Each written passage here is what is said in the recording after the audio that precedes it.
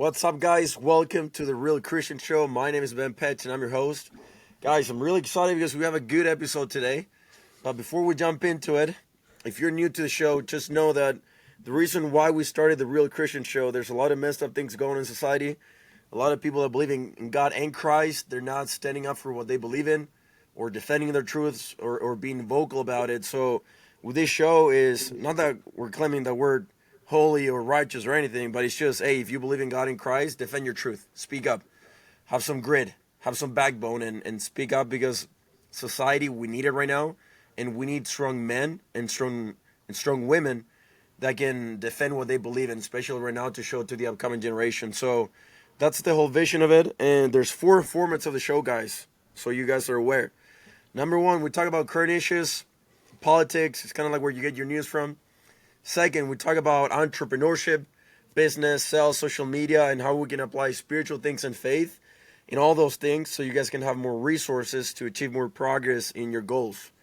Then the third thing that we have is we interview people and their stories that I think they're doing a good job when it comes to the vision of being a real Christian, and that's what we're going to do today, and I'm excited to introduce the guest in just a couple minutes. And then the last thing that we do is Q&As. And you guys can submit your questions directly to my Instagram. I'm going to do one this week and next week because I had a few people reach out to me. So we're going to post their questions pretty soon. So anyway, guys, remember that we count on you guys 100% to share the show. I'm a true believer in I'm value driven. If we create something valuable and this podcast helping your life, share it with your friends. If you did not find anything valuable, do not share it. I'm cool with it. But if this helped you in some sort of way and you're able to relate with the person that we're going to interview today, share it with your friends. You know, word of mouth is the best marketing. And I think when you create something valuable and something that truly helps people, hey, we got to talk about it. So anyways, guys, today we got DJ Liguori. Boy, nailed How you it. doing, bro? Got it. I'm doing great, brother. How are you doing today? Hey, sorry, bro. I had to pronounce your last name for 4 times before I actually It's said all it. right. A lot of people screw it up. It's like I've had so many different pronunciations of it. I remember I was at a football camp once and they misspelled my whole last name like on the back of the jersey and like we couldn't do anything about it. And so I was just like, which Where's that from? Is that from Italy or something? no, my last name, I think it's either Greek or Italian. I know that's where my It's not father's Greek. Mexican. No, it's definitely not Mexican. My father's Greek, my mother's Italian, but I'm not quite sure the actual origins of it. That's But yeah, cool, it's man. it's difficult to pronounce sometimes. That's cool. Well, happy to have you here, dude. We got some good things that we're gonna talk about today, so I'm excited. Yeah. Before, so people can get to know you more, guys. DJ, he works with younger kids, especially in their 20s, and you work with them like younger too, if they're Yeah, younger than 20. yeah, the youngest I've worked with a couple guys who are like 14, 15 years old, but the majority is that like 17 to 19 range. That's typically when I Okay. start with our work. Okay. And it's called Mental Fitness for Guys, and he works on 3 things: managing stress, building confidence, and developing better habits. And he's also the host for his podcast, the Libraries and Weight Room podcast. And he's from New York, living in Tampa, Florida right now. Yes, needed a little bit of sun. It's Yeah. been a little cold the last couple of weeks, but it's been very Well, you're enjoyable looking kind of nonetheless. white, bro. You gotta I get some know, tan. Come dude. on. I gotta get some Do you, color. do you tan though, or do you get just red? I mean, I tan pretty solid. I mean, there's like sun. I mean, for the last 3 weeks, it's actually been pretty gray and overcast. But typically, when there's sun out, I'll go down to the pool and hang out at least 2 to 3 times a week. It's part of my routine to get some good sun. I think it's important for the mind, soul, and body. So, and I tan pretty well. No, that's good, bro. And Yeah. it's funny because most of the people that I have in the podcast is people that I know here in Utah and stuff, but a lot of it came through social media. Yeah. I feel like I've always connected with different people, and that's where we connected. I think it was like a couple months ago. Yeah. Yep. Yeah, Yeah, because and we then had I that just like reached initial out to you. call We just jumped in a to phone call. yeah, Go for initial it. phone call just to realize we weren't like both weird serial killers or anything like that. Yeah, just so you can realize that you weren't a scammer or anything, or Exactly. Yeah. getting catfish or something. But Yep. anyway, dude, let's jump right into your story. I'm curious to know why you do what you do. You know, I watch your videos that a lot of stuff that you're doing right now with young men and everything. came when you were 21. You got fired from your job and everything, and that's when you started like having a lot of stress, comparing yourself, and then you had this conversation with your mentor. But that's kind of what I know. But I want to hear from you. Why do you do what you do? What's like the real reason behind? I think the real reason behind what I do, and first off, thank you so much for having me on the show today. I'm very, very blessed and grateful to be here. 100%, bro. I think the real reason that I do what I do, and I've actually thought a lot about this over the last couple of months when I've started to become a little bit more serious about this, is I was really blessed to have some really good men in my life growing up. Really good father, really good grandparents and uncles, and I got to see how, and a lot of it came from my father and the grandfather on my mother's side. I got to see how men really treated their family and how they kind of provided and how they operated. And it inspired me to want to be a good man. Like, what does it mean to be a good man? How do we act? How do we exercise? How do we eat? Like all these different things. And so I've always been around very strong male leadership, I think. And then going through school, I had some really profound coaches who had some really big impacts on me. And I think I realized that I wanted to help build or be a part of, constructing better, stronger, healthier, smarter men in some way. And so I give a lot of the testament or the reason to why I do what I do today from the really good men who kind of raised me throughout my childhood and into my 20s. Do you think we have strong men right now, especially young men? No, I don't think we do. I think there's a couple reasons as to why. I think it's very easy to be comfortable today. I think it's a very easy thing where technology has made it so opportunistic to order food right to your door, right? It's made it very opportunistic to talk to people and communicate.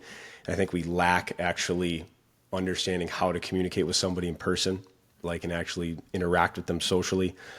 I think there's been so much pressure on guys to kind of like figure out their lives, right? Because there's so many different opportunities I think that we can all kind of jump into, especially with the increase in like online marketing, right? And all these different things. Hey, you can just sit in your basement and make millions of dollars. You don't really need to go anywhere, right? So I think there's a lot of confusion with what it means to be a good man or be a strong man, be a healthy man. And I think we're trying to kind of get back to, well, what does it mean to be these things, right? What does it mean to be a good, healthy? Well, what do you think it is?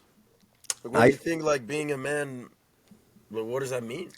I Like, when people are truly, like, be a man, do, like, all this stuff, what does that mean? What does that entail? What personality traits, what characteristics or character I think it's you must really have to be a man? centered. I think it's really centered around like authenticity. And Okay. what I mean there is, I think there's a level of strength that, and maybe it's really anybody, yet I think men more often than not, there's a level of strength I think that we possess when we are just authentically ourselves. And that might mean, hey, here's something that I'm working on that I'm maybe a little insecure about, right? Or I'm working through, right? Because of X, Y, and Z. And you're honest about it. And you're like willing to talk about it. And you're willing to actually make changes towards a better future, right? A better vision. Instead of saying, hey, I'm just going to let that thing bother me. I'm just going to let that thing win and I'm good. Being complacent and being comfortable with letting that thing overpower me, whatever it is.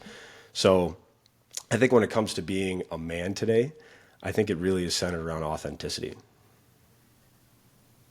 But don't you think that applies to everybody? Like, women can be authentic, men can be authentic, everybody can be authentic. Like, I'm meaning, like, what are some personality traits that you must have as a man, as a real man? I think there has to be a balance between the hard and soft skills of life. So, Like, so I would say like a hard skill would be like a very disciplined or focused intention, right? Planning out something and then being very like grind mentality towards it. I think there's some value in that. And at the same time, I think that there's a lot of value in being very compassionate and being emotionally intelligent and being kind and being loving. So I think when it comes to being this authentic man, I think you have to balance both of these hard and soft skills, because there's going to be moments where I think it's a spectrum. I think there's going to be moments where, hey, I really need to tune it up, right? I need to get a little bit more intense. I need to get a little bit more focused. Maybe I need to stop going out, hanging with friends. Maybe I need to really focus on these things. And then there's some other times where maybe we need to be a little bit more compassionate, be a little bit more emotionally intelligent, be a little bit more curious, less judgmental. And so I think it's an integration of both of those skills. Do you think, because I agree with you. I think you must have both for sure, and I've seen it in my own life at a time that I was like running hot all day, super hard on myself, tough and everything, and then I realized, because I had an experience with my little brother, that I'm like, crap, I'm not as tough as I think I am.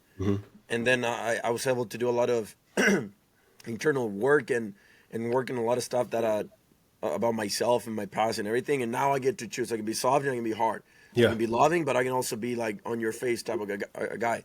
But now I get to choose.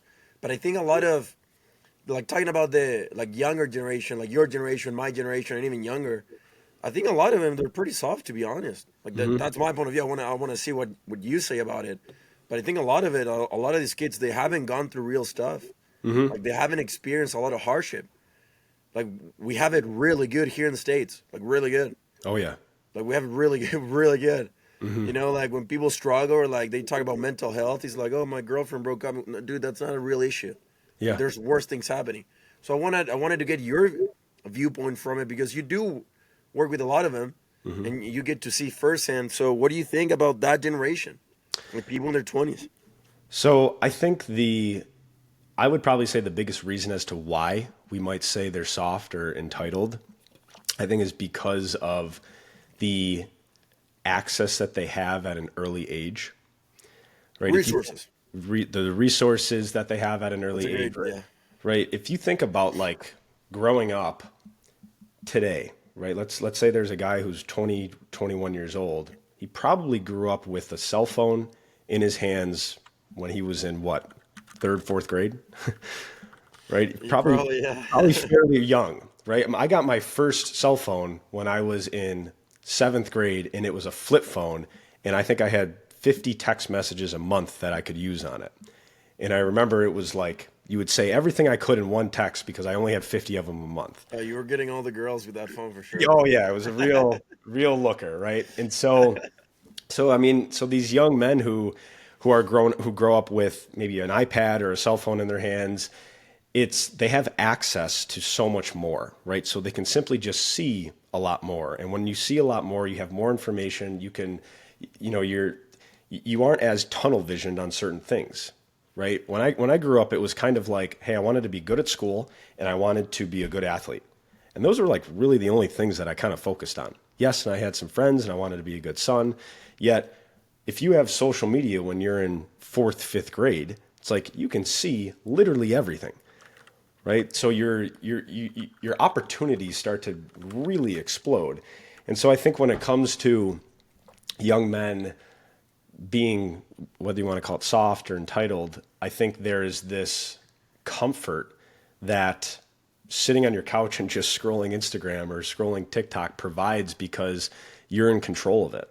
And it makes you numb, dude. Makes you numb to a lot of things, right? Especially if you're exposed to all of those different opportunities, all of that different content. Like, what becomes important to you, right? What becomes real? What are the things you value if I take your phone away, right? Or if I take technology away from you. So I think there's something there with that. You know, I think there's a lot of truth in the stuff that you said. I mean, dude, 200 years ago, 300 years ago, like, we used to conquer countries and, like, go out, and, like, we were never inside the home. Now, like, most people, they're always inside, looking at a screen 24/7, and that messes you up with your brain and your mental toughness and your discipline and your focus. And because the brain is there's so much plasticity and so moldable, like you can use it for something great or become like pretty bad with it too. Yeah. Now, something that you mentioned, and I want to ask you about it, because you did say you had great men as an example in your life, maybe your family, friends, or Mhm. coworkers or whatever. And I think a lot of people, like especially right now, I think a lot of the reasons why they don't like know what to do or like they're having a crappy life or whatever is because sometimes they don't have good men Mhm. that they can emulate or that Yeah. they can imitate. Now, I don't want to justify because you still have social media, so even though you don't have somebody in your life, you can look somebody outside or you can read books. Like we have so much Mhm. information and resources that is not even like an excuse. But I want to talk about your life. Mhm. Like if you can define your childhood, like how would you define it? Like, what do you remember about it? So I think the thing that I remember the most about my childhood was it was a very structured childhood. And what I mean by that is my father was very strict on me, yet he was also very loving. So very similar to what I'm talking about with like the hard and soft skills type of thing. It's like high expectation, high love. Exactly, right? So it That's was great. there was very high expectation with I think the way that I behaved and the way that I performed and then the results that I got and it was and he did it though in a very loving and kind way, right? I don't want people to think it was like some militaristic, horrible relationship. Father's my biggest influence in my life and person I love the most. So he's had a So you guys huge are pretty impact. tight. Very, very tight. What And does he and do for a living? he's a realtor. He's in real estate. Yeah. Yep. And so like I remember growing up, he would take me on some of his realtor appointments, real estate appointments, and he would teach me about speaking to people. He would teach me about work ethic. He would teach me about planning my time, following through with things. And he did that with a certain expectation that I would listen and that I would make changes along the way and I would get better. And so I often share the story when I was younger. My childhood punishment was dictionary pages. And so what would happen? Really? Yeah, it's a lot of really interesting stories from it. But basically, what would happen is I would do something that my father didn't like, and he would say, "All right, son, you owe me 6 pages, and they're to be completed by 6 p.m. tonight." And so I would literally go into my room by myself, and I would just copy pages of the dictionary. And so what this did for me is it made me basically sit alone in my own thoughts and think about the behavior that got me to that point, right? What did I do that was undesirable that my father said, hey, this is bad. This is not the right way to live, right? So then I would do the pages and they took me a while. Each page probably took me about an hour because I had to write all of it out. Yeah. So then I would basically give him the pages that I wrote and we would go through them. And sometimes if he was feeling a little spicy and I misspelled something, he would make me go do them again. But most of the Wait, how time often did that happen? it happened a couple times, and I remember fighting back, and I never, to this day, I never won a battle trying to How old not were you do when them. all that stuff? I mean, this was all of my childhood. I That still probably, happens. When yeah, you- no, it doesn't happen anymore. Thank God. But it was literally when I started getting punished. So I don't know, maybe 5, 6 years old is when I started doing them. But I did a lot of them. I did them through basically like my early teens, and I probably stopped probably when I was 14, 15 years old or so. But Really? it was a brutal punishment. It was absolutely brutal because you had to really sit and think about like your behavior and the results that you were getting. Yet it was also one of the biggest gifts in my life because, and I think this is something that maybe some young men miss today is we think about like our behavior gets us certain results, right? So if we want a different result, we have to change our behavior. And in changing that behavior, it's probably going to be uncomfortable because it's something new and it's change. And so when I was younger, I was constantly assessing my behavior because I was getting in trouble all the time. I had all these dictionary pages, so I was always having these conversations with my father about, hey, here's the behavior that was undesirable that got you this result. So how are we going to change this behavior? So I was constantly pivoting my behavior. And so that's helped a ton in my later years in my 20s because if I get a result that I don't want, I merely just think, all right, there's a behavior that I'm doing that isn't necessarily the right thing, right? What do I need to change to get a better result? So I think about that all the time, and I credit that to dictionary pages and the way I was raised. How many siblings you have? I have a sister, and she's 2 years younger than me, and she had the exact same punishment too, and she's extremely disciplined and consistent in that way as well. Are you guys pretty close to each other? Yep, yep, we're very Okay, close. so just the two of you. Yep. What about your mom? My mom was the one that kind of kept us all together. I think my mom was like the glue of the family. My mom was very kind, very sweet. She was very smart. She had kind of like this calm presence to her, where my father was a little bit more, you could say, intense, a little bit more into really directing us into certain ways, certain paths, certain behaviors. And my mother was very kind, and she was very loving. And still to this day, she's actually the person when, like, if I need to talk to somebody, I'll talk to my mom first. My mom's the one who I would go to. You know, it's funny. You're like part of your story and everything. Were they Christians? Yep. Were they? Okay. Where did they go? Or just They like went to the church was called Hope Church, I believe. I believe it was Hope Lutheran, in Rochester, New York. because you're Lutheran. I'm not Lutheran, but at the time when we were going there, I mean, it was called Hope Lutheran, but I'm not Okay. Lutheran anymore. Okay. And you're not Muslim either. I'm not Muslim. No, I'm not Muslim. What's the difference? I mean, I'm still, and this is something we'll probably talk about, right? Like, what's Lutheran distinction versus like Christian distinction? Well, the thing is, the Catholic Church back in the day, there was like a lot of things that people didn't like, and I think his name was Martin Luther or like something. I Luther. remember Martin Luther. I remember him in And like social then he studies. just wrote 95 or 97 things against the Catholic Church, and he pasted it on the wall in the cathedral, in one of the most famous cathedrals. I think it was either Germany or Europe. I forgot the country. I just know it's Europe.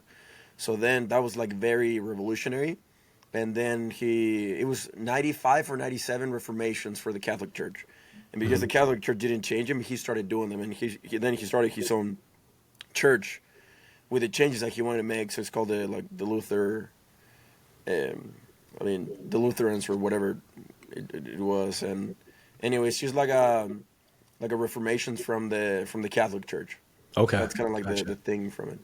Okay, cool. I'm still learning How all about that stuff. how it started, yeah. I mean, there's a lot of religions. I've studied a Oh, lot of religions. I had one of my exes that she was converting into Islam. That was very interesting. oh, that That was I had to probably break up interesting. with her. There's probably some interesting conversations there. Yeah, just dude, she wouldn't. She started doing Ramadan, and dude, I respect people, but for me, when it comes to dating, there's four things that we gotta align: politics. I mean, sorry, religion, spiritual stuff, politics, money, kids. And like those topics, like they're very important for me. Like you gotta be aligned with them. So religion, I'm LDS, and she was converting into Islam and all this stuff, and she wouldn't even eat bacon. So it was Oh, like very really? weird to me, and I respected it. I'm fully supportive. That's something that she wanted to do, but came to a point that she was like, "Hey, we can't like kiss or hug," and I'm like, "What the heck? That's the That's whole the point. that's what we're dating." That's kind of why we're dating. Yeah. So anyway, then we like, and then she was like very more on the left side, like more liberal, Yeah. and I'm very like common sense. Like I come from a country, and I understand not just politics, but I've seen a lot of that stuff, so Yeah. I'm very aware and I'm very spoken. So we just didn't align. So here's like too many things that we just didn't align, and I just didn't notice in the beginning. But anyway, going back to, I forgot why we started talking about girls. Oh, religion. The religion, yeah. The religion part. I have another thing for you because I think that happens a lot, dude. I think a lot of the reason why we have a lot of boys but not actual men, and I want to talk about that too, of what has to happen in order for that for somebody to become from a boy to a man. But I think one of the reasons why I've had a lot of boys right now, especially in their 20s, dude, I go to the gym and I look around, I'm like, what the heck is going on? Like all these kids that 21, 22, 23, 24, 20, even 26, 27. I'm like, they're a mess. Yeah. So immature, no goals. They're just there, just want to be cool, and they're doing the same thing that everybody's doing. But I think a lot of it comes down to the parents. And a lot of it comes down to men not doing that internal work and maybe not showing up for their kids and then passing either their trauma or not showing up for their kids' life. And that's something I noticed, for example, with my dad. my grandpa was an alcoholic, and he would like beat the living crap out of my grandma, and he cheated multiple times and stuff, and they were raised very poor. And then my dad got kicked out of his house when he was 14, and he worked his butt off, became a very successful doctor, cardiologist, but he coped with just working. That's the only thing he knew how to do. He became a workaholic, which is great, Workaholic. Yeah. better than what he was before with his family. But he never fixed his own demons. He never fixed his own trauma, so to speak, or like he thinks with his childhood and everything. And sadly, he passed a lot of his stuff into all my siblings. And it wasn't until a couple of years ago, because I think a lot of this stuff growing up comes out when you're in relationships. That's when all your insecurities come out, all these Oh yeah. Yep. generational cycles and everything and trauma and whatnot. And that's when I realized, I'm like, you know what, dude, I got to do a lot of internal work. And everything ends with me and it starts with me, because I think it's so unfair to pass your stuff into someone else. And I don't think you should. So I went to war with myself, and I'm very aware of my demons, my weaknesses, my strengths and everything. And I've done a lot of work, but I think a lot of men don't do that, and I think I want to see what you think about it, or what you've done. I don't know if you've done it, or probably you did. I don't know. But I think a lot of men, they're not aware of those insecurities that they have, Yeah. or those traumas that they have, or their weaknesses and their strengths, and then they jump into relationships to keep growing up, and then they have more responsibility, and then they get married, and then the cycle repeats itself. And they're the same patterns. And then they're not able to show up for their kids and their families because their father never did that, or maybe they didn't have a dad, or it was just their mom, or then maybe something happened and then never faced that. So what's your take on all that stuff? So I got like a lot of thoughts going through my head right now. So I think, here, let me back up a little bit. So one of the things that we do with the program that we run for young men, which we call Be That Guy, is we do like a monthly group session with all the guys. And How many people you have there? right now we have 15 guys in the group. And their favorite, so over the last 6 months, I went through and I looked at each topic that we talked about each month. I think we had one on like self-confidence, one was fulfillment.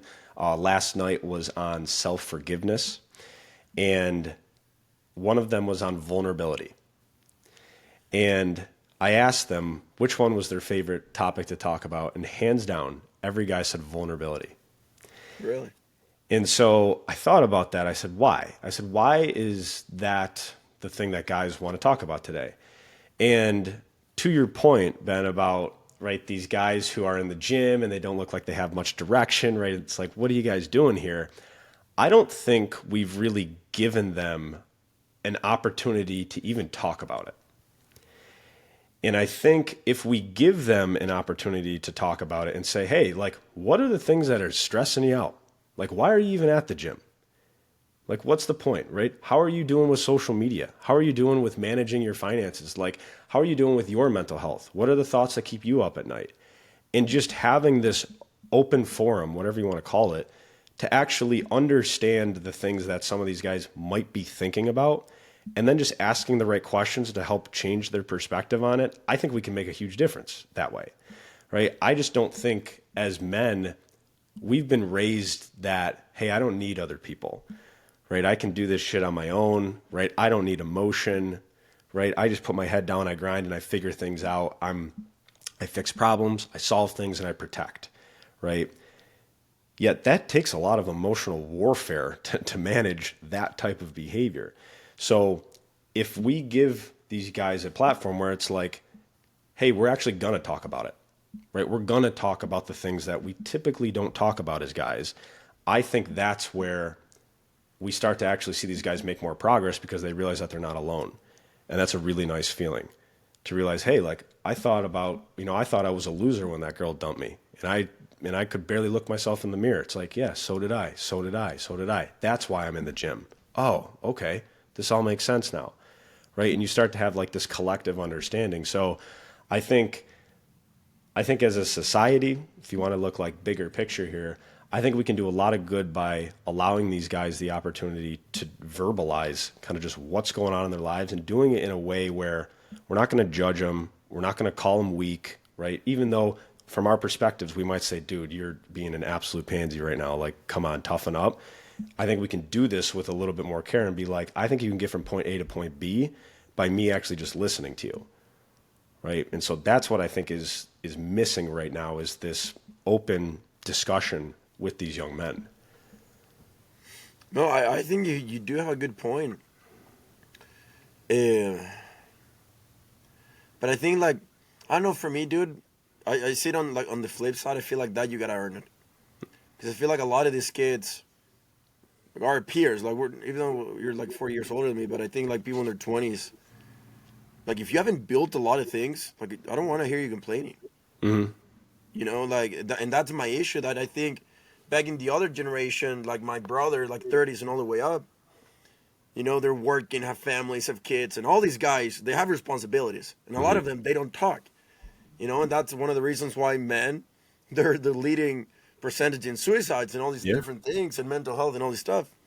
So there's definitely an issue. But this is the thing. They do have things that they have pressure, they have stress, they have responsibilities, they have a family, they have work, they have bills. Like, they have things. And it's like, hey, dude, like, you don't have to do it by yourself. Like, we can talk about it.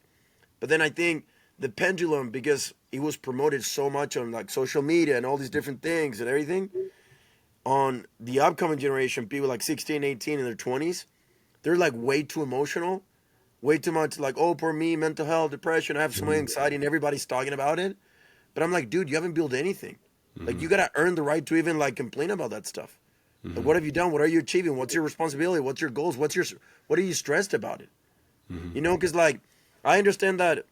Don't get me wrong. Like I've done the same thing of opening up and being vulnerable. But as a man, you do have a duty. And what's the duty of a man? You got to provide and you got to protect and you got to lead. That's your duty. And you got to do that. And then once you do that and do those things, yeah, let's talk about your emotions, all this stuff, so you can fulfill your job better. But I think a lot of men, they're not even doing that, and they're complaining and they want to be emotional and go through. You know what I'm trying to say? Yeah, so I think it's a very important point too. And I heard a couple weeks ago, and I actually wrote this down in my phone, you have to earn the right to complain. And I think when you have built something and you have, let's say, earned that right, it makes it a little bit more real, right? It's like, shit, it's like that guy's built a business or that guy's got a six pack and he's complaining about this. Like, this must be a real thing, right? Because he already has credibility in his word, right? He already doesn't really need to say a lot, and I already know something about him, right? Like I love the saying, like, if you have a six pack, I already know 10 things about you, right? I already know you're disciplined. I know you eat healthy. I know you wake up, you know, all these things, right? So I think to that point, the internal work that you were talking about earlier, right? Of like taking the time to actually understand what's important to you, understand what your goals are, what are the habits, all these things. I think there's a lot of guys who just aren't willing to do that. And those are probably the guys who are complaining. Yeah. And right. Yeah. And I think, and honestly, like there's a part of me where I want to help those guys. I want to be like, listen, like you can complain as long as you want. You're more than welcome to. Like, that is available. And we can also do this. Yet it's your decision, right? Like, at the end of the day, if you just are like, no, I just want to complain, it's like, cool, you're definitely not for me. You're not in my tribe. You're not in this program, right? Like, this isn't for you. Yet there are some guys who are like, I'm tired of this shit. It's like, cool, me too. Like, you want to do something about it? Yes, great. Like, let's work together and let's actually build a better life here. So I think it's about finding those guys who are actually interested in making the change. And for the guys who are continuing to complain, I mean, that's on them, right? Like at some point, I think we have to, like, as a man, we have to have like a little bit of heart, like have a little bit of pride with who you are, have a little bit of pride with the way you look, right? The things you eat. Like, I'm a big proponent of eat, move, sleep. And there's been some guys who have joined our program where it's so cool to see, like, they'll come into a meeting in like an intro meeting and they'll say, I know I have to change. And I'm like, that's all I needed to hear, right? That's all I needed to hear, because at that point, I know that he's open-minded to actually changing and trying new things, right? And then there's been some guys who are like, I think I'm fine. And I'm like, this probably isn't going to be for you, right? So it's about finding those right guys. You know, I was having a conversation with her name is Alicia. She has like a huge platform on social media. She works with a lot of women, and I was just like asking the different approach from men and women, because she's like, yeah, Ben, for women, like I gotta be nicer in my approach to them. I gotta be more like soft and more easy. And I told her like, yeah, dude, for men it's completely different. Like my friends, if you're fat, I'm gonna be like, dude, you're looking kind of chubby today, bro. What's Yep, going on? yep. Like Oh, we shame each 100%. other. That's how we work. Like Yeah. we shame each other. We're very bold and direct, and that shame, that pain creates change. You know, and we're talking about because the reality of a man, dude, sometimes it can be tough, and I get it, but like it is what it is. Like as a woman, you're born and everybody loves you. Yeah. You know, as a man, you're born and like you're the love that comes to you is gonna be most of the times determined by how valuable you are and what you can provide. You know, and even though it sounds harsh, it's a lot of it's just reality. And don't get me wrong, yeah, you're gonna have people close to you and your family members that, like my mom loves me unconditionally. Like I know that if I would be a piece of crap and like, because I've made a lot of bad decisions, she still loves me. You know, but a lot of it as a man comes down to how valuable you are. Yeah. And even though that sounds harsh, but it's just the reality that okay, if you're not valuable as a man, become valuable. Like you can, it's something you can do. Yeah. You know, become more resourceful. Like what impact are you having on society? Because a lot of it comes determined by that. But Yeah. women is more like you can be out of shape and you're still gonna have people like, oh, I love you, you look great, all this stuff. For men, it doesn't work like that. You know? Yeah, that's a it's an interesting thing. I remember I was in Las Vegas once for the first time ever, and we were walking up to a bar or to like one of these clubs, whatever. And I had like four. It was me and like four of my buddies, and they were like, "It's $100 each to get in." And I was like, "$100 just to get in?" And I was like, "You got any deals going?" And they said, "Yeah, if you each bring a girl, it's like $50." And I was like, "Really?" And I was like, "How much are the girls?" He's like, "The girls are free."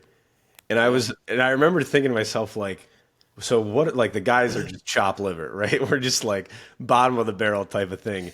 And I was in a group session a little while ago with, it was like 4 or 5 guys. And we talked about how as men, we value respect over love. And I Oh, thought 100%, dude. and I 100%. thought, right, and I thought that was kind of interesting where, and I think we ended up saying we always want our mothers to love us, but we wanted our fathers to respect us,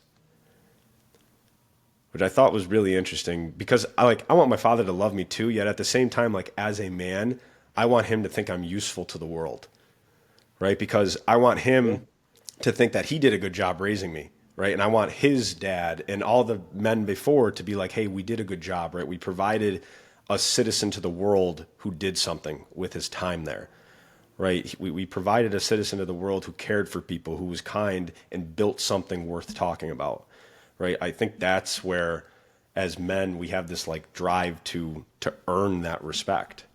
And dude, I think about it all the time with God, and I was talking about it yesterday with a friend, and I told her like I always say I'm like God. I would rather be trusted than loved by you. Like I would, because God loves everybody, Yeah. everyone, but He doesn't trust everyone. You know, so I would rather be somebody that He trusts and know that if somebody's praying about something or needs something, He can use me. Yeah. Like that's what I want. Instead of like, oh, I just love, you just love me. No, I want to be useful. I want to be resourceful. I want to have meaning. I want to have purpose. And I think a lot of guys truly want that. Yeah, Yeah. and they want to be loved and make feel important too. And that's part of it. Um, but yeah, I think that's a huge thing for sure. Let me ask you this: what do you think has to happen, or what experiences have to happen in a guy's life to go from being a boy to a man? Because we do have a lot of boys in this society, but not a lot of actual men. So what do you think has to happen? I think there has to be a universal checking of the ego. Okay. And that might be a really grandiose answer, but I'm trying to articulate what I'm thinking in my head. I think a lot of young men I think as men, we have these loud egos, right? We don't like to be shown up, right? We want to fix things, right? We have, service. We want to provide service and protect. And I think as young men, if you put that ego away and you realize that there's going to be things that you're going to mess up, there's going to be things that are going to scare you, there's going to be things that you're not going to be perfect with, and you have to figure out how to manage that and keep going through it. And I honestly think exercise and getting guys involved with working out at an early age is one of the best ways to do it, because I think it's a very quick feedback loop of resistance and managing resistance, right? Like I was very fortunate with my father was a triathlete, so we had a really cool gym at our house, so he taught me exercise at a very young age. But I think as funny as it might sound, right, the resistance that you feel in a gym of failing at a bench press, right, or going a little bit more and really fighting through a weight is a very similar resistance to things you're going to get in life, right? You're going to want to get that job and then you don't get the job. You're going to want to apply to that school and then you don't get that school, right? You're going to want to go out with that girl and then she dumps you, right? So I think as young men, we have to put that ego aside and we have to realize that we're not always going to have the answers. We're not always going to be the top dog. And we have to figure out how to manage that and continue to move forward, continue to move through the discomfort. Things aren't going to be perfect. Things aren't going to be laid out. We have to figure these things out on our own individually, as well as with good support systems if we have those available. So I think that's where we could start as these boys turn into young men. Be a little bit more open, be a little bit more authentic, and get in the gym. I think that's a huge one because it teaches you, a lot of people think that the definition of courage is acting in the absence of fear. But it's not like that. It's acting regardless if there's fear or not. Oh, yeah. And I think for men, that's a huge one, is like truly taking leaps of faith in your life, having more faith. And that's your topic I want to talk about. Tell me more about your faith, like your faith journey, what you believe in, how's that impacted your life? Yeah, so I believe in What role God. does it play? I believe in God, and it's something that I've recently, probably over the last like 6 months or so, been starting to lean a little bit more into. Been starting to go to church every Sunday and things like that. Why? So here's why, and it's an interesting story. So It's a girl? no, it wasn't. It wasn't a girl. It wasn't a girl. I keep it Most of respectful the at stuff. church. I Let me I give you keep it. let me give you a fun check, no, fact check. There's this study that came out a couple of years ago, and it's probably higher right now. But it talked about that the reason why men do what they do, like it would say about 50 or 60%, I truly believe is more. Yeah. It's related to something with the opposite sex, of like attraction or something like that. Oh yeah. I could Well, the study said definitely it's see literally that. sleeping with somebody of the opposite sex. But if you think about it, like the clothes we wear, Yep. like the cars that we drive, like Hmm. our gym, the going to the gym, and Yep. all this stuff that we do, most of the time, we do it so we can become a more attractive partner for the opposite I sex. 100%. We're here to procreate, right? We're here to So to reproduce. It makes total sense, but this the recent interest in faith is not driven by any female. But I will say this: living in Tampa has been very interesting because I do a lot of things like we have like run clubs and we have these like really cool community events, and I meet a lot of girls who are really into their faith and they're beautiful, and I'm like, wow, like faith, you're like, single, right? yeah, I'm a single guy, right? So anytime Never I married, no kids, divorced, no no kids. no marriage, no kids, none of that.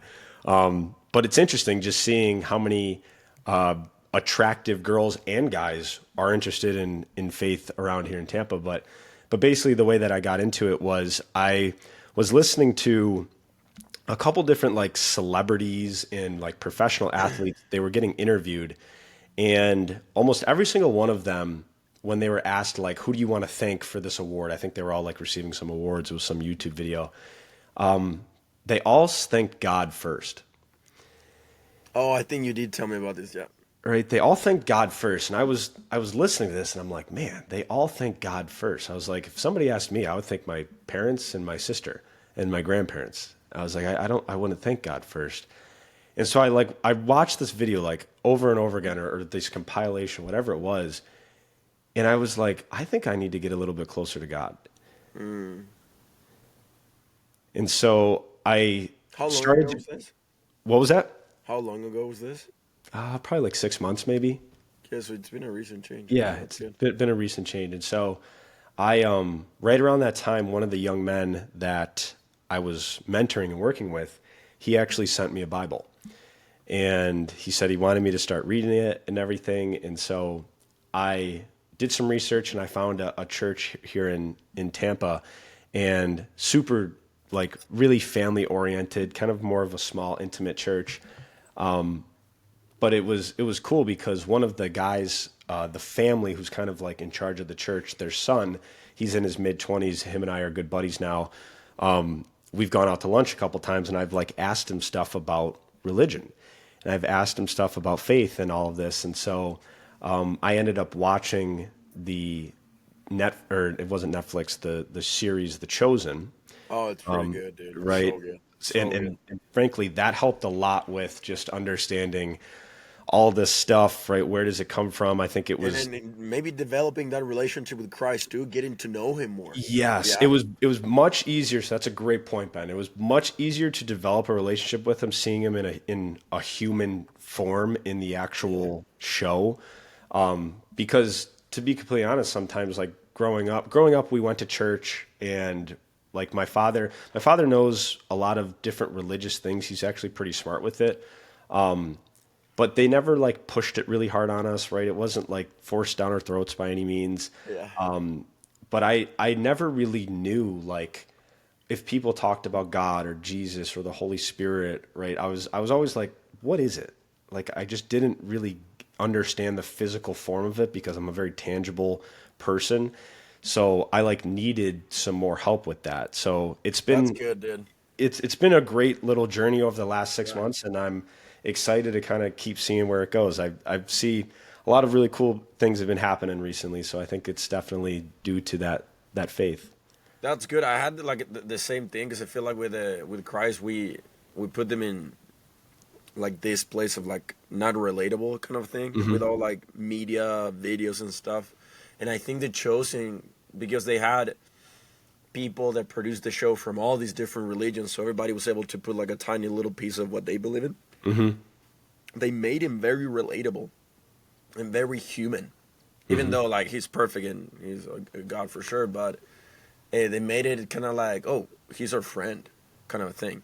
Like I Yeah, can have a personal, I can hang out with him, kind of a thing. yeah. And I thought it was so interesting when like he would make a joke, right? Jesus he would would make a smile joke, and laugh about right? it. He would Yeah, smile and laugh, and like seeing that, yeah, like they had no idea how big of an impact that had in my brain of like just seeing that behavior, because you don't really see that stuff in like religious scripture or like true. pictures, right? So to see that humanness, it made it more like relatable. Did you watch all of it, or I you did. okay? I watched 1 through 4, and I think they're doing season 5 right now. I Yeah. think they're like filming What's it. your, if you can think about one scene or one moment, what's your favorite part? I would say when Jesus walked on water, I think that was really powerful Dude, I was gonna because, say the same one. dude, like, so cool because Simon was starting to not believe, like Simon was starting to lose his faith a little bit. That was still when he was, I think, called Simon. I think they changed him then to Peter, Yeah. right? Simon to Peter. But it was just such a powerful scene because I think we've all seen like cartoon drawings of it, yet to see it actually acted out, and they did such a great way of doing it.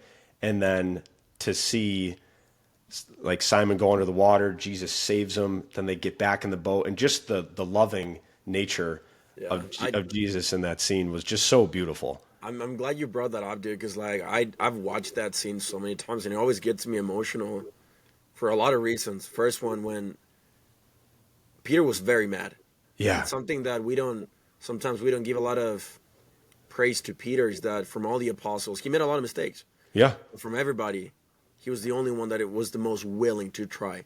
yep, Everybody was like, don't do it, and he was the only one that jumped in the water. And even though he was pissed at Christ, he was so willing to try and to get better, and he was so moldable. And the cool part is that when he's walking, uh, Christ was like, Peter, keep your eyes on me. yeah, Like, I don't want you to look to the side. Keep your eyes on me. And what happened is that when he started looking to the side and he saw the waves and the wind and he started freaking out and his faith dropped. And then when Christ picks him up and he's like, "Oh, you little faith, like why did you Yes. doubt? Yeah. Keep your eyes on me." And then you see Peter grabbing Jesus. He's like, "Please don't let me go. Don't let me Do go. not let me go." Yes. And then the cool part is that it shows that emotion and compassion from Christ, but also like, hey, then when they go to the boat, he's like, "Peter, I have a mission for you, and I need you to increase your faith. Like I love you, but there's a standard, there's a responsibility. You have a role, and I'm gonna help you, but I need you to keep your eyes on me." It's such a powerful scene. Yeah. I've talked about that scene so many times because I think a lot of the stuff in life can be fixed if we keep our eyes on him, on Christ, instead of looking to doubt and issues and problems and how I'm going to pay rent, how I'm going to pay payroll, what am I going to do, sickness with family members, all this stuff burning in my life. Hey, keep your eyes on him. Don't look at Yeah. that. Keep your eyes on him. There's so I have this app on my phone, like it's called like Holy Bible app. Like it's like like releases like a passage each day. And one of the passages was about how whenever I feel burdened, God is at work. Yeah. And I think about that often when something business related doesn't go the way I wanted it to, personal, professional, like whatever. Whenever I feel any stress or any anxiety, I'm like, God must be at work right now. Right? Like he's working behind the scenes. He's laying this out for me. Like, and it's a really nice release, I think, of pressure on myself, where it's like there's some things that are just out of my control and I just have to let them be created and unraveled the way that they're gonna go. So Yeah. it's a nice peace of mind. Dude, I agree. I always say this like in social media when I give talks at church and whatnot. People talk about like clutch players, like that they come in like last minute and they deliver and then they win the game. The clutchest person in the universe that I know is God. In my life, Oh. dude, he's always shown up when I needed him. Like always at the last minute, always at the edge, always when I was not gonna make it for next month, always when finances were tight, and he always showed up. I was talking with somebody about it yesterday, and I'm like, it's been very stressful, but I cannot recall a moment that he didn't show up. He's always shown up in the last minute when Yeah. he needed. Yep. He's the clutchest person in the universe. I've never thought about God being the clutchest person in the He universe, is, but bro. I He is. He truly absolutely. is. I mean, it's cool to think about. Like, he definitely showed up in my life throughout all of my 20s, and I don't think I knew it. I don't think I saw it yet. That's the other thing, bro. I think Right. I think about that a lot. Like these men have so much mercy because there's times that we are not following the commandments, or we're sometimes not worthy. We're sinning a lot, and sometimes we're not even paying attention to him, or we don't even want to develop that relationship. Yeah. And when we didn't need or earn mercy or compassion or blessings, he still gave it to us. Exactly. Right. He's And way I, more loving than we think. yes. And I felt that going through my 20s. Like, I can think back to certain moments where it was like I needed something, and I thought it was probably more money or a better six pack, right? Or something materialistic, right? And it ended up being probably a person in my life, right? That God put there, right? And so I don't think I fully appreciated it and saw it until a couple months ago. And I had a moment that happened in my life when I was a sophomore in college. I had an uncle pass away really unexpectedly, who was a really big part of my life. And when that happened, that made me more grateful. It made me more grateful for like time that we have here and like the relationships that we build. So I think that might have been the start of me appreciating life a little bit more. Right. And then I think over the last 6 months, year or so, I think I really just dove even deeper into it. That's when people tell me, like, dude, I've never seen God sin in my life. I'm like, bro, you're full of crap. Like, there's like no possibly way that's actually even true. Like, I always talk about Christ and God because, like, I don't even care if people don't believe it. I'm like, it's a fact. Like, at this point, it's a freaking fact. At least in my life, I've had way, like, too many spiritual experiences that I just can't deny. I just can't. Like, yeah, sometimes I've messed up. I've done things I shouldn't. I've broken my standards and my belief system and everything. But I just cannot deny His existence. I just can't. Yeah. Like, dude, look around us. Like our bodies, like the way that we Oh, were created. Look at the Look at freaking nature. yeah. Look how nature works. Look at the universe. Like Like how can you not be fascinated by that stuff? Right? everything Like, testifies that there's a God. Everything. yeah, I always think it's very interesting too thinking about like the universe, like beyond Earth. And there's this really have you ever heard of the image called the pale blue dot? No, So I'm gonna look it up right now. I have a lot it's here. yeah, you look it up right now. So The that pale, image, pale blue dot. Actually, look it up and let me know if you know what it is. pale blue dot. Okay, there's like a All right. line. All right, yep. And now do you see a little dot? Yeah, in the middle. Do you know what that is? Us. That's Earth. You're so small. Right. So that picture was actually taken from, I believe it was a satellite near the sun. I don't know how close it could get to the sun before it burned out, It's but so funny. There's like this little tiny dot, and it it's says like everyone you know lives here. everybody know, like think about. I heard that picture on a Diary of a CEO podcast, and I looked at that picture after, and I stared at it for like 5 minutes. Dude, I'm gonna post it on Instagram. That's actually very cool. Like think about that, right? Every thought, every fear, every everything good, everything bad, every relationship, anything you can possibly think of is in that little dot, Dude, we think we're so big, but we're actually just like nothing right? compared to what's around us. Like and it's so interesting to think because sometimes we'll have that perspective, Ben, where it's like we're nothing. Yet what if we're just like everything, right? Like I can only think about what I'm consciously aware of. Yet at the end of the day, we're all gonna die, right? We're all gonna move on, and on a long enough time horizon, we're all gonna be forgotten, right? So like while we're here, why not try to do something with this time? I agree. I agree, dude. I really like it. And there's this thing that came out a couple of years ago. I forgot which Newton law is this one, or like no, it's one of the law of the thermodynamics. I'm not very smart when it comes to like science and everything, but I just know that there's this one law that basically what it says in my own words is that, for example, like a garden, if you're not taking care of the garden or doing something, it's gonna die. It's gonna grow bad and stuff. But if you're taking care of it, it's gonna progress and it's gonna expand. It's gonna get better. So that's one of like the basic premise of this law. So a lot of scientists, they were studying the universe, and then they realized that the universe was expanding. And a lot of people don't even believe in God, but they're like, how does this work? This defies the law because if there's not a creator taking care of it, this should be shrinking, like decreasing, but he's expanding. What does that mean? According to our law, is that there has to be someone taking care of this stuff. That's why it's keep expanding because there's somebody taking care of it. So they couldn't explain it because they have this law of like, but it works like this. If you don't take care of it, it's going to die, decrease, go bad. But if there's someone there, it's going to go better, it's going to expand, it's going to increase. So they were looking at the universe and they're like, this doesn't make any sense. So Jeez, I've it's just never kind of heard cool. that. That is kind of wild to think about that, right?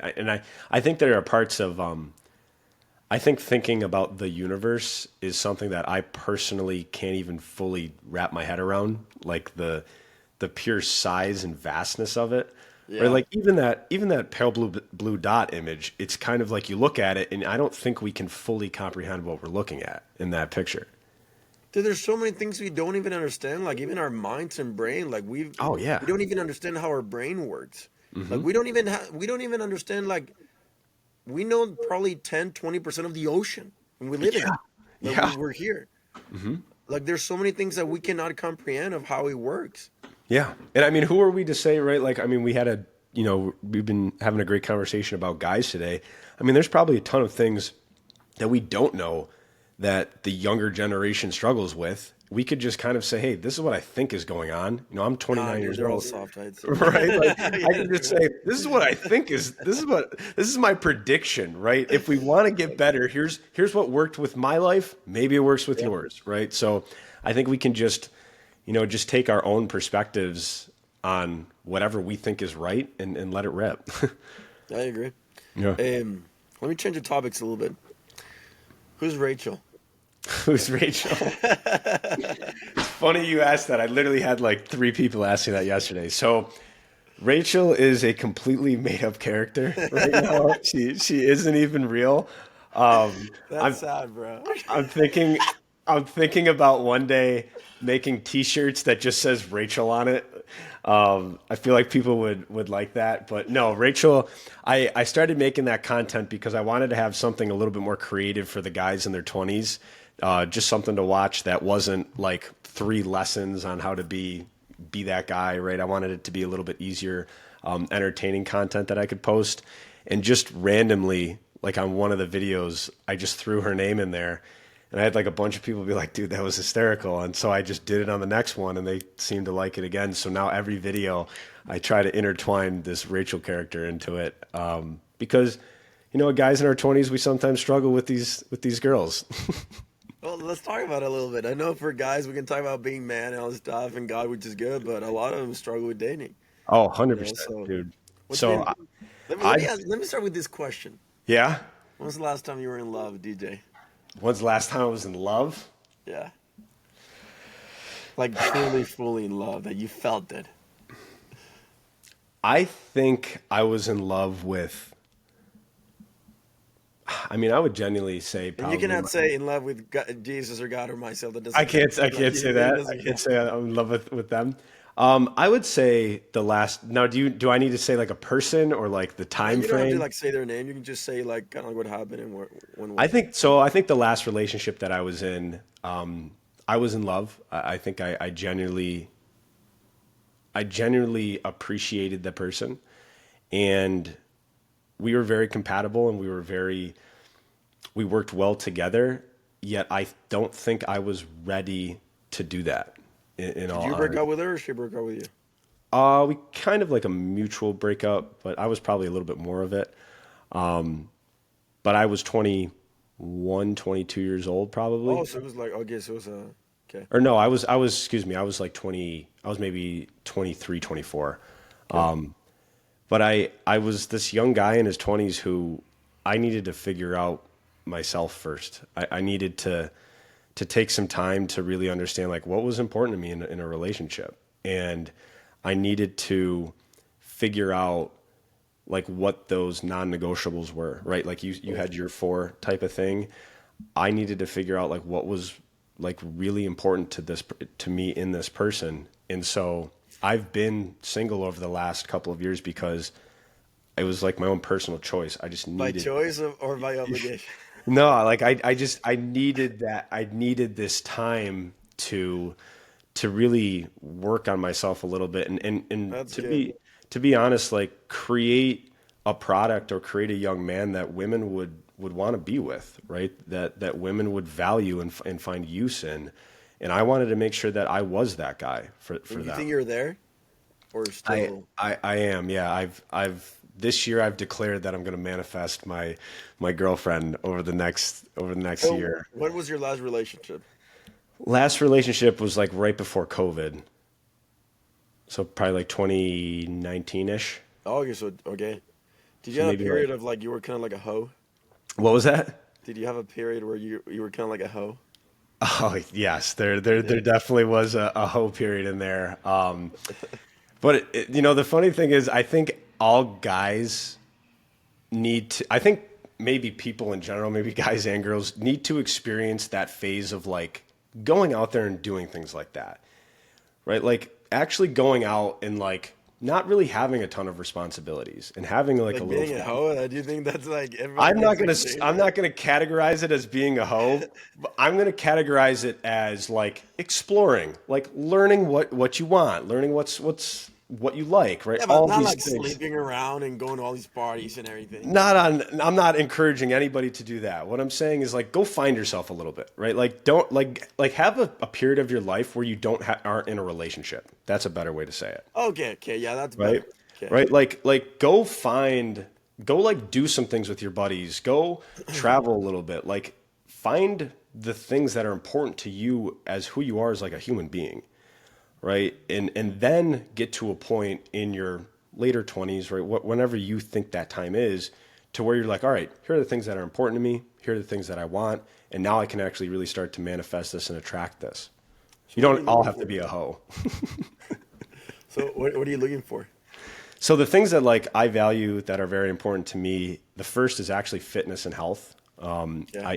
I didn't, and so this is where it's kind of cool. Like I thought last year I was ready for this woman, and then I realized I wasn't ready for this woman. There were still a couple of things that I still needed some clarity on. And so I worked through, I have like a whole Google Doc of like the things that I'm like looking for in this woman, the things I want to be for this woman.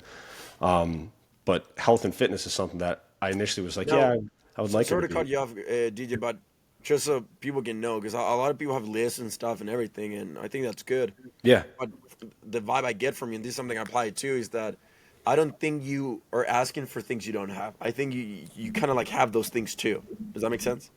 Right? Like the things that I'm asking for, I also Yeah, possess. like for example, a lot of people are like, "Yeah, I want a girl that's fit, but this dude doesn't even work out or eats McDonald's every day." Yes. Oh, I want a Yeah. girl that believes in God and her faith is strong, but they don't even go to church or like they don't do anything in their faith. You know what I mean? Yes. Yeah. Yeah. So I had a mentor who I met with last year where I kind of like gave him this list. I was like, these are all the things that like I'm working on for this woman. And he said, are you being the guy who deserves all of that?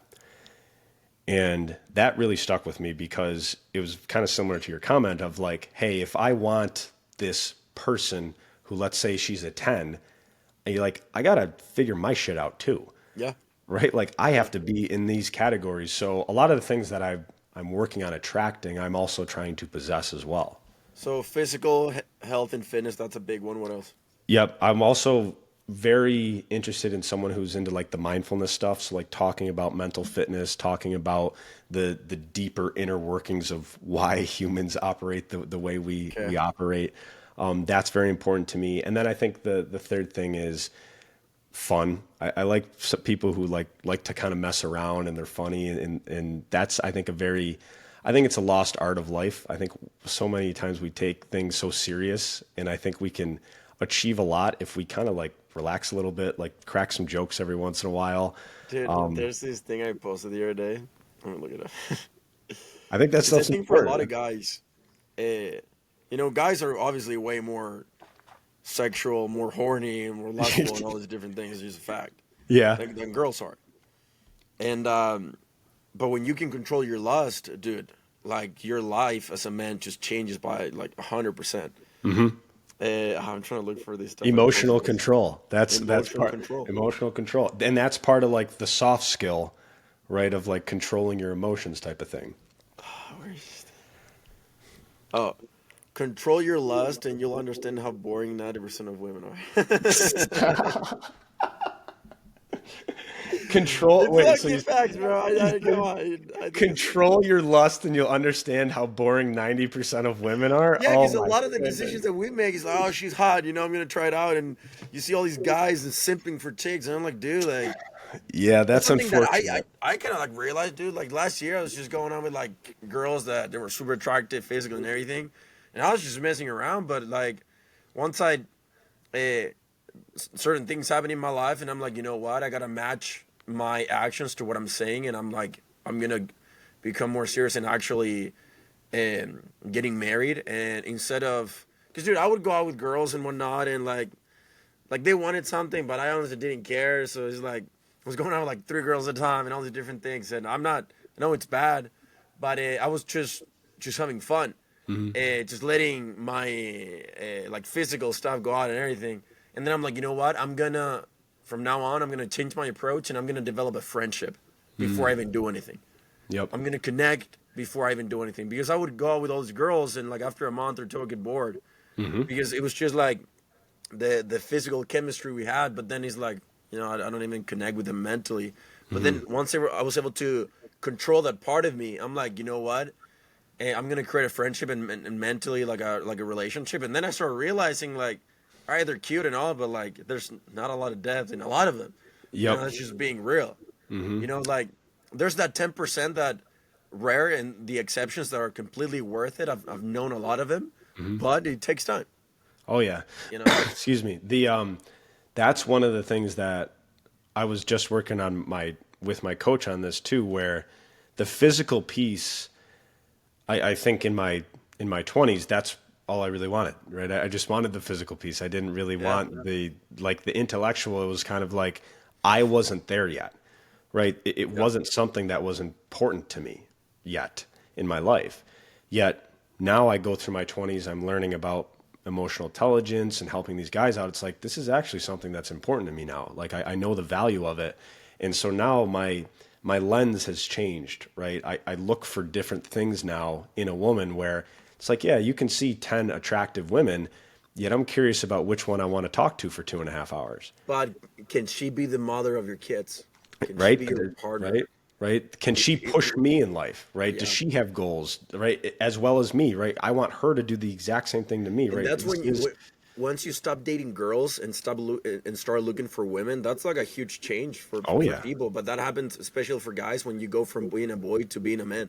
Once Oh you yeah. become a man, become more mature, it's like you stop dating girls. You Yep. start dating women, Yeah. like Hopefully you people start that to you can see attract long term women. vision with.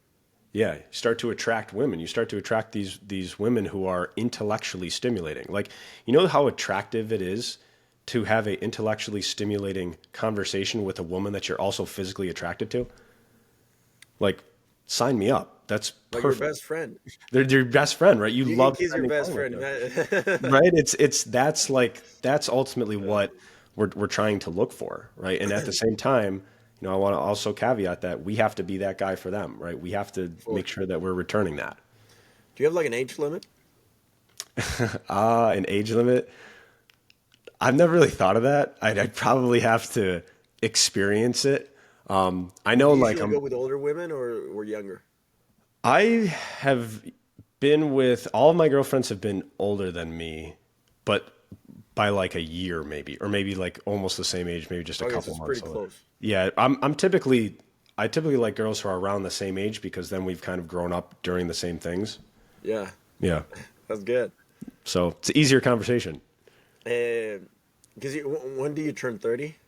I turned 30 at the end of August. Oh, bro, you're counting there. I'll be there soon. Wait, when in August?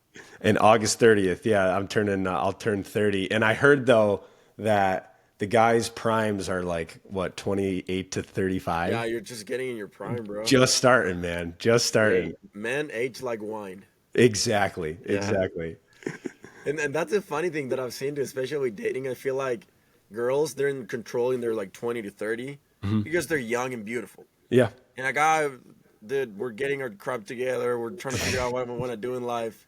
So like 30 to 40 or even like a little bit younger, that's when guys are more established. They have more Yeah. things going on. And a girl's like, oh crap, like, yeah, I'm not young anymore.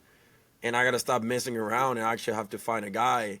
So that's when guys will start getting a little bit Yep. more control on that The end. value, Like right? The it value shift. changes. Yep. Yeah. I think one of my good friends when I was probably 26 when I asked her this, and she was probably 28 maybe. I said like, when do guys like hit their prime? And she was like, oh, she goes, basically like when they turn 30. She's like, that's when we start really thinking about them because we know that they've gone through the 20s. They've probably gotten that hoe phase out of their life, right? And now they have some money. Probably they have a little bit of an establishment, right? They have a little bit of a path. It's a more certain and secure investment, right? It's a better person to be with, honestly. Like I'm a better person to be with now than I was when I was 25 because I have a little bit more direction with the things that I'm doing and I have more values of things that are important to me. Yeah. So In, it makes sense. in Florida, do you get a lot of like, wait, I know you got to go in how much? How long? Oh, I got like it's 3:35 right now. I got like maybe like 10 more minutes. All right, we're chilling. Okay. I know you're in Florida, Tampa. Do you get a lot of like girls that you go out with and they're like either divorced or kids and stuff like that, and you're like, I don't want to deal with that or whatever. Personally, no. I mean, the majority of the girls that I have like hung out with are in like fitness related things, Okay. right? So like I'm not a very good. I haven't really gone on. I went on a couple dates with like the girls that I was like a little bit more serious with last year, but I've never really gone out with girls who are like in that type of range. Okay. Nothing like divorced or kids or anything like that. Personally, I just kind of stay away from that stuff. I'm not trying to be a stepdad or anything like that. No, I feel it. It's funny because like, and I don't know, it's because how I handle myself or like my social media or like even how I look. I don't know, or just I'm Latino. But I'm 25. I'm gonna be 26 this year. But most of the girls that I feel like I attract in my life, they're like way older than me. Like, Yeah, like all of them, they're in their 30s. that's good. That means you're playing up, man. Yeah, but That's like good. That's what you want. I don't like. I've thought about it, and even though it's cool because like they're like I'd sometimes have a hard time relating with girls my age because I feel like Hmm. they're just like so immature, and I'm like, dude, like I'm trying to freaking change the world right now. Hmm. And but I think like they're still like in their 30s. I'm like 25. Like that's 5 years, 6, 7, 8. That's like a lot, you know. It is. That's a lot of time too, right? Like You if you know, think that's about, a it's a think big of, age range. it's a very big age range, right? Like the difference between who you are right now at, you said you're 20, you're turning 26, I'm in September, the right? September the All 5th. I was right, asking you guys. Not that all I right. believe in this stuff, but there's some truth in it. You're a We're Virgo, close. right? We should have a joint birthday party. Hey, We're close. I'm you're a Virgo, right? I'm August 30th. I'm a Virgo. Yeah. Hey, that's when we get along, bro. There we Not that go. I believe in it, but hey, there's some truth in it for sure. There is some truth. September, I September. literally just last week, one of my friends that I met, she was like, "You're a Virgo, aren't you?" And I was like, "I am." She's like, "I'm a Virgo," and I was like, "Enough with that shit." I was like, "I don't like we just met each other." I was like, "I don't know what that stuff means." That's Um, funny, bro. I But can't remember what we were saying, but oh no, but like the difference, yes, the difference in like 5 years, right? You think about like who you are at 25 right now versus who you were at 20, right? That's probably a huge difference in it who you are, is. right? It is. It's going Because to be much different when you're at 30 too. my age limit for like dating is probably like 32, like Yeah. pushing it. So like I went out with this girl like last year and she was 32. We went out for like a couple months, but I mean she looked way younger. She didn't even look 32, but I don't know, like, cause I want to be a dad, but if you're in Yeah. like 30 or something, like we gotta get kids out of the way. We got to get going. I don't know. Like it is interesting to think about like your priorities, right? With like, hey, I want to be a dad. So that might shift, right? Like the age that you're attracted to, right? Because of that, hey, if they're in their mid 30s or kicking towards 40s, is that a possibility? I don't know. I don't know when that stuff starts to go, but Because you need to be with your partner for at least like spend time together. yeah, Like having oh kids, yeah, that's a huge thing. And even though I yeah, love kids, but it's like you gotta get to know each other a little bit more, have a strong foundation, and then you start adding more responsibility. But yeah, I don't know, dude. Like I don't usually go out with girls younger than me. I've had hmm like it's just a waste of my time to be honest. And I haven't met anybody that's like worth or we align in the stuff younger than me. And I don't know if it's Utah or something. I have no idea. Maybe I gotta try Florida. Maybe I gotta you're try more than welcome to try Tampa. There's Tampa and St. Pete. There are plenty of options, and they're all pretty cool. All the people that I've met here have been really fantastic. What's your take on dating apps? Dating apps, Yeah, I deleted all of them. They're bad for the mental health. it's stressful. I think it's very surface level. I think it's very transactional. So I had them for a while, and I actually had a couple dates off of them, and they were actually cool. They're girls that I'm just like friends with now, but I'm not. I don't think my wife's going to be on one of those, and that so my intentions are different, right? The Yeah, intentions are, hey, I want a girlfriend, and then to possibly lead into a wife. I don't think she's going to be on those. I'm going to stay off of them. that's good. I think that's another issue that has ruined dating, especially in our society right now. There's too many options. Social media, like there's always somebody else that you can look to and stuff. And I And think too, like, I mean, we talk about like young men being soft or being entitled and stuff. I mean, think about how easy it is, right, to develop a relationship with a girl, and then, like, are you actually going to ever meet her, right? Are you actually going to go and out, right? Take her dude, out to go even dinner? further than that. Like you go on your phone on Instagram, there's like porn everywhere, like Oh, it's OnlyFans in, chicks, right, like all the time. Like, right. and I think that's another huge issue for guys and why they keep being boys is because they cannot control their lusts and their passions and their natural men because they're like at the like at the reach of the screen on their phone. They can have Yep. access to all these different things. and get Exactly. a instant gratification like this instead Yep. of actually developing a relationship with someone. And there's no work required for that, Yeah, right? And that's where, right, where we talk about like, hey, earn the right to complain. It's like you can't complain about there not being enough porn because there is, yeah, right? Like you have to earn these rights to, hey, like I tried to talk to this girl for months. We went on this and this and this, and man, it didn't work out. It's like, all right, you were working, right? You were actually trying to build that relationship, right? So I think, the art of actually having a conversation with a girl is something that is very important, right? And having a conversation with anybody, right? Knowing how to read body language, knowing how to develop rapport is something that I think a lot of these guys don't get to do because of the technology that's been provided. It's very easy to develop electronic relationships, right? But what about the real relationships, right? The ones that you can actually create a family with, right? Or actually build something with. So I think that's where that disconnect is. yeah. No, I agree, dude. It's been a good conversation. It's We been covered a awesome, man. lot We of covered topics. everything. We Yeah, talked yeah, about no, girls and God and everything. Holy cow. no, yeah. But I think a lot of people are gonna get a lot of value from this because I think we covered the stage of mental, fitness, spiritual, and even dating at the Mhm. end, which I think it's like all the areas that guys need in their life. Mhm. And now I'm excited for this one to come out. What's your last takeaway? If there's one thing that people can remember from you, take away from you, what would that be?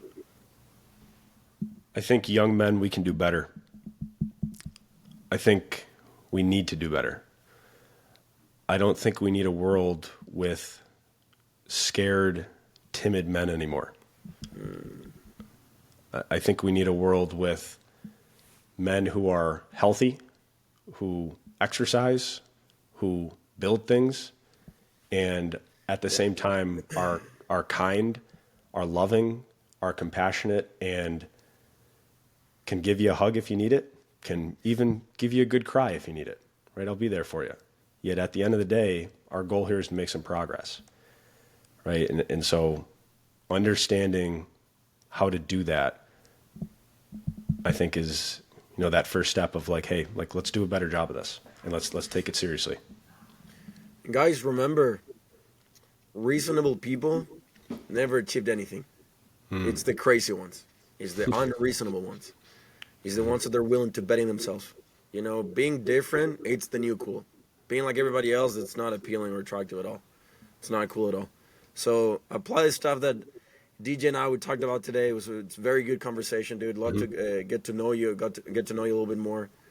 And yeah, we should run it back again sometime in the future. We gotta either you come to Utah or when I go to Florida. We gotta do some stuff, get some workouts. I saw you're getting back into boxing, so we can get some Oh sessions, some yeah. sparring Oh yeah. sessions. Without a doubt, man. I would love to have you on the Be That Guy podcast. We'll No, do it no, yeah, right in the CrossFit gym. We'll do it with like two cameras and everything. It'll be awesome, man. yeah. And then we can get some sparring sessions or something. Exactly. I haven't done any sparring yet.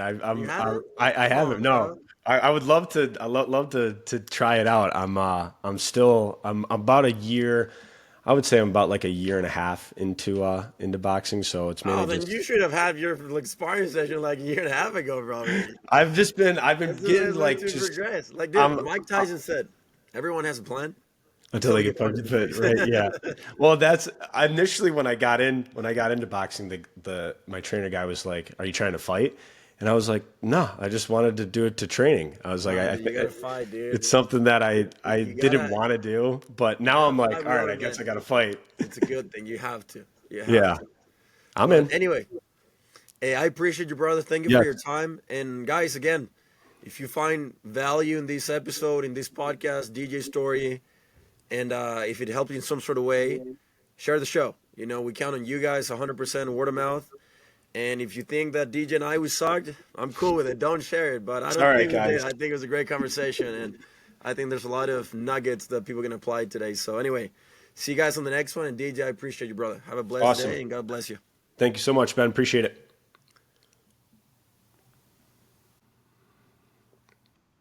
Yep. Oh no, I'm still here.